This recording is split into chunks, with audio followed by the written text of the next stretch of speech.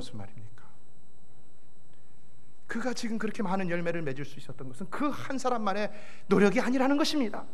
그 이전에 많은 사람들이 복음을 이미 전해놨기 때문에, 그러나 그들은 그 자리에서 그냥 열매를 맛보지 못하고 돌아갔을지 모르지만은, 그러나 그것이 다 그들 안에 심겨져서 역사를 해서 이제 이 선교사님이 갔을 때, 복음을 전할 때 그들의 마음문이 열리면서 과연 복음을 듣고 구원의 은총을 누리게 되었다는 사실입니다.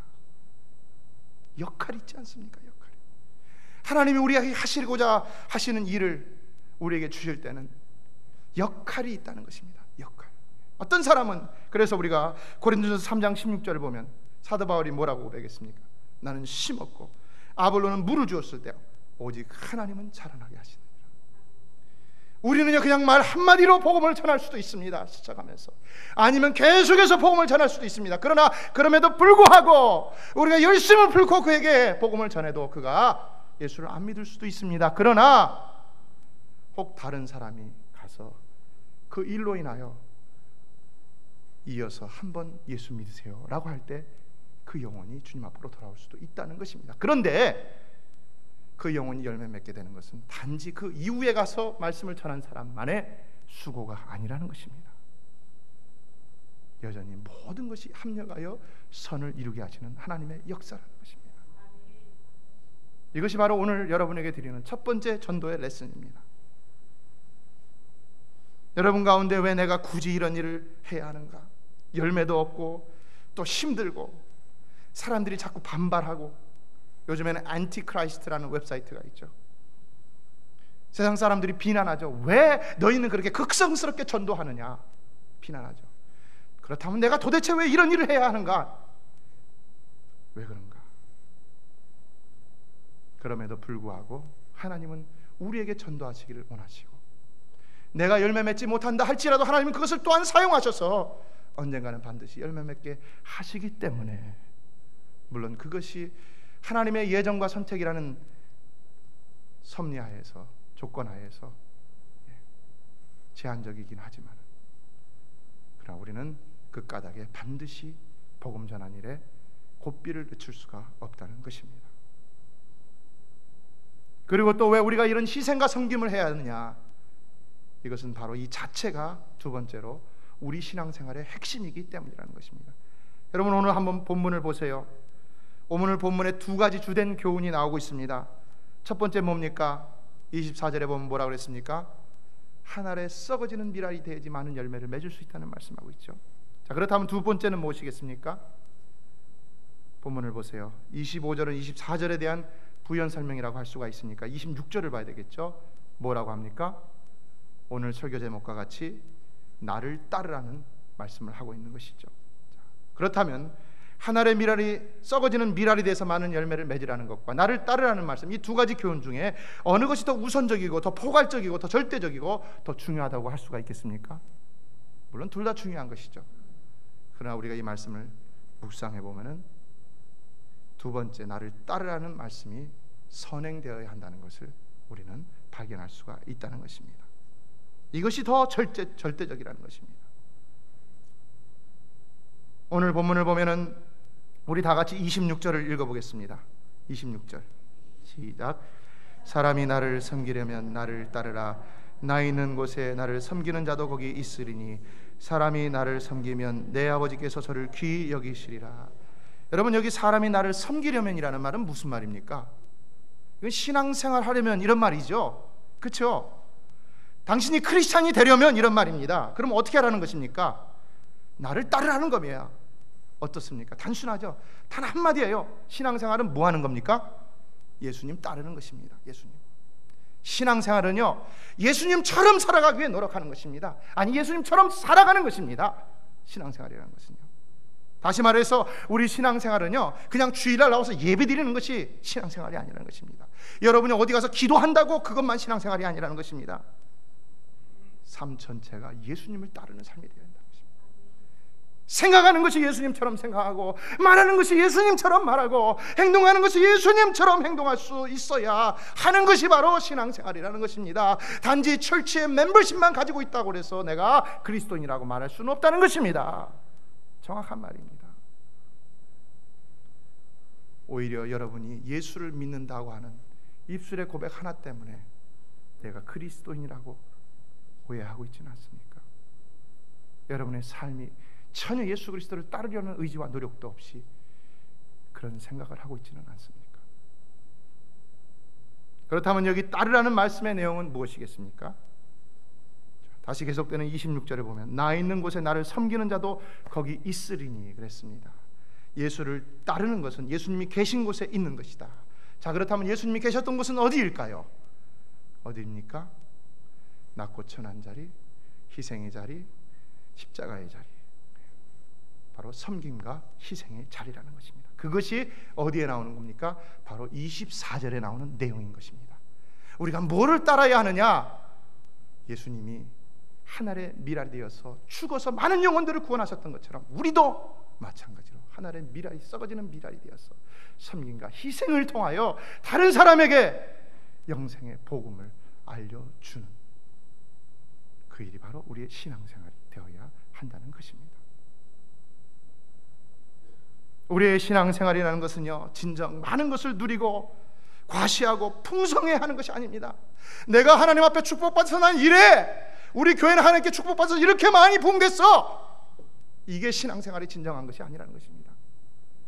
우리 신앙생활은요, 좀 불편하고 거치장스럽고 좀 힘들어 보여도 내가 지금 섬김의 자리에 있고 내가 지금 현재 희생의 자리에 있는 그것이 바로 우리 참 신앙생활의 핵심이라는 것입니다.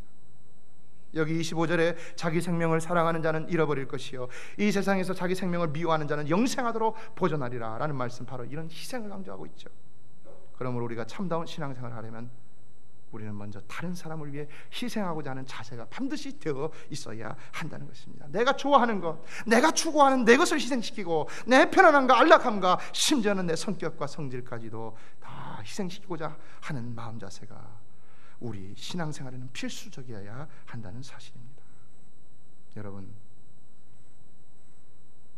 여러분은 진정 여러분의 삶 가운데 섬김과 희생의 정신을 가지고 생활하고 있습니까? 결국 내 영적 성장을 방해하는 것은 무엇입니까? 교회의 평안과 화목을 해치고 영혼 구원의 길을 방해하는 것은 무엇입니까? 우리는 종종 깨닫죠. 그것은 희생하지 않기 때문이라는 것을 깨닫지 않습니까?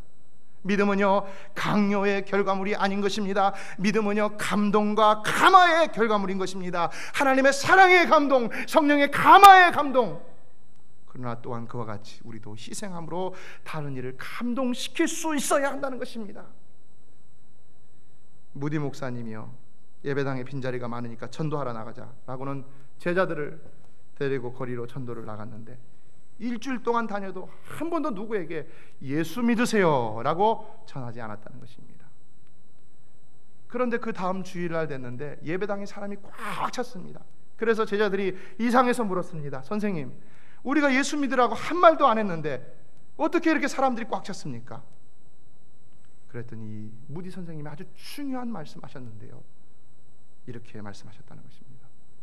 우리들은 일주일 동안 무언의 전도를 잘 했습니다. 그동안 길에 넘어져 우는 아이를 일으켜 주었고, 무거운 짐을 싣고 가는 수레를 밀어 주었고, 불쌍한 사람들을 도와주지 않았습니까? 말로 전도하는 것보다 행실로 나타내는 것이 더욱 좋은 전도가 될 수 있습니다. 여러분 믿습니까? 하나님 나라는 말에 있는 것이 아닙니다. 바로 사랑의 능력에 있는 것입니다. 그리스도 사랑의 능력. 세상은요, 감동받기를 원하는 것이지 강요받기를 원치 않는다는 사실입니다. 여러분도 마찬가지죠. 감동받기를 원하지 강요받기를 원합니까? 그래서 감동은 강요보다도 더 큰 힘이 되는 것입니다. 자, 그렇다면 셋째, 오늘 본문을 통해서 우리가 얻을 수 있는 전도에 대한 아주 중요한 교훈은 무엇이겠습니까? 그것은 역시 하늘에 썩어지는 씨앗이 되어 전도하지 않으면 우리가 많은 열매를 맺을 수가 없다는 것이죠. 전도를 하려면 반드시 하늘에 썩어지는 씨앗이 되라는 것입니다. 그런데 중요한 사실은 바로 이것이 하나님이 택한 유일한 전도의 방법이라는 것입니다. 하나님이 택하신 유일한 전도의 방법, 희생과 섬김이 하나님이 우리 영혼을 구원하시기 위해 택하신 유일한 방법이라는 것입니다. 유일한 방법. 이상하죠? 그 높고 능력이 많으신 전능자가 그냥 그 능력으로 인간을 강요하지 않으시고 희생하셨다는 사실, 이상하지 않습니까? 그냥 죄와 사망의 권세로부터 영혼들을 빼앗아오지 않으시고 오히려 자기를 비워 종의 형체를 가져 사람의 몸으로 이 땅에 오셔서 이런 일들을 감당하셨다는 사실, 이상하지 않습니까? 마태복음 20장 28절에서는 인자가 온 것은 섬김을 받으려 한 것이 아니라 도리어 섬기려 하고 자기 목숨을 많은 사람의 대속물로 주려 함이니라 말씀했습니다. 인자의 원래 오신 목적은 영혼 구원인데 그 영혼 구원을 위해서 이 땅에 오신 예수님이 섬김을 받으려 함이 아니라 섬기려 하고 또한 많은 사람을 위해 자신을 죽음으로, 희생물로, 대속물로 주셨다는 것입니다. 무슨 말입니까? 전도를 위한 하나님의 방법은 바로 섬김과 희생이었다는 것입니다. 따라서 우리도 하나님의 일인 영혼 구원을 하는 일을 하나님의 방법대로 하려 한다면 마땅히 섬김과 희생을 통해서 하려 할 수 있어야 한다는 것입니다. 넷째, 그렇다면 우리가 어떻게 우리 자신을 희생함으로 주의 일을 감당할 수가 있겠습니까? 어떻게요? 어떻게 우리가 우리 자신을 희생함으로 주의 일을 감당할 수가 있겠습니까? 저는 자주 우리가 먼저 우리의 의지로, 일부러, 고의적으로 우리 자신을 비우는 작업 없이는 우리가 예수 그리스도를 온전히 섬길 수 없다는 사실을 고민할 때가 있습니다. 일부러, 고의적으로, 내 의지로 내 자신을 비우려는 노력이 없이는 내가 하나님을 잘 섬길 수 있다. 내가 예수 그리스도와 같이 남을 섬기고 희생하는 일을 잘할 수 있다. 자신이 없다는 것입니다. 그러므로 우리 삶에는 항상 기도를 통하여 자기 자신을 비우는 경건의 훈련이 있어져야 한다는 것입니다. 경건의 훈련.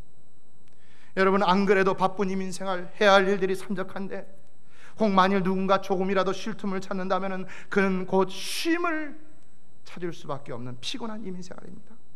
거기다가 경제적인 문제나 자녀의 문제나 언어의 문제나 건강의 문제로 긴급하게 닥쳐오는 일상의 일들이 현실적으로 많은 것이 우리네 이민자들의 삶이라고 할 수 있습니다. 그런데 도대체 우리가 이런 것들을 아예 일부러 내려놓고 비워놓으려는 의지도 없이 노력도 없이 어떻게 그리스도와 교제할 마음, 시간을, 여유를, 공간을 제대로 가질 수가 있겠느냐는 것입니다. 하물며 전도할 마음이야 오죽하겠습니까? 전도자가 일부러 자기를 낮추고 자의식을 죽이는 일 없이 어떻게 전도할 마음을 가지며 어떻게 전도를 할 수가 있겠습니까? 가진 사람은 가지지 못한 사람을 이해하지 못합니다. 배운 사람은 배우지 못한 사람을 이해하지 못합니다. 왜 저 사람은 저렇게 생각하고 왜 저 사람은 저렇게 말해야만 하는가 이해하지 못합니다. 왜 믿지 않는 사람은 왜 저렇게 말해야 되고 왜 저렇게 고집을 피워야 하느냐 이해하지 못합니다.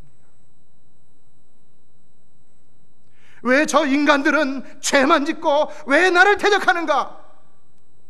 하나님이 먼저 자신을 비우지 않는 한 이해하지 못하셨다는 것입니다. 그래서 오히려 징벌하셨다는 것입니다. 그러나 하나님이 자신을 비우시니까 어떻게 하셨다는 것입니까? 자신이 직접 인간의 몸을 입고 내려오셔서 친히 십자가를 지시는 희생을 하심으로 말미암아 그 인간을 다 품어주시고 구원하셨다는 사실입니다. 그런데 오늘 우리도 그렇게 하라는 것입니다.